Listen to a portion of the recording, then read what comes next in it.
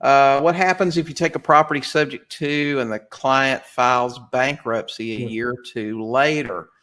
Well, we've actually had that happen a couple of times. You know, if I'm dealing with someone that's in a financial situation, let's say that's going to be one of the questions that I'll actually ask them in my conversation with them. Have you filed bankruptcy? Are you considering it? Right. And you can get that in the conversation some way, in a conversational way where it's just, you know, not like an interview. That's why I don't like scripts. I don't like for it to sound like I'm interviewing someone. Right. I've got this list of questions, check it off, check it off, check it off.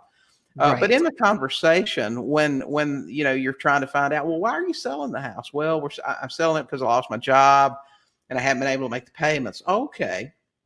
Well, I mean, you know, is everything else going okay? Have you considered other options as far as maybe, you know, bankruptcy or anything like that? Oh, no, I would never. I mean, you'll get a feel for where they are. Or I filed bankruptcy 3 years ago. Okay.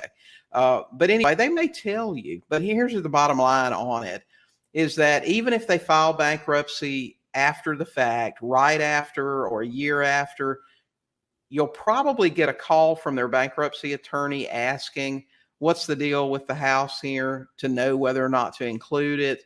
Explain what happened. We bought the house. You can produce a HUD. You can produce a deed. And you probably will never hear anything else out of them.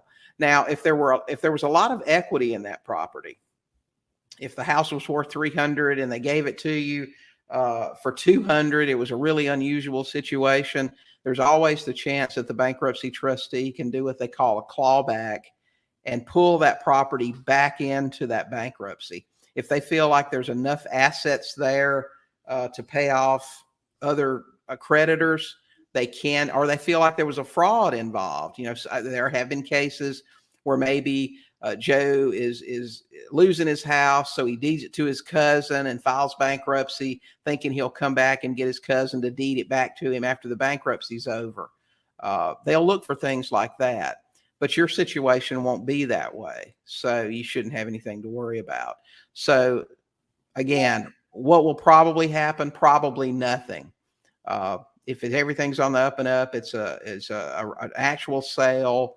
You got a HUD, you've got a deed. You'll probably be just fine.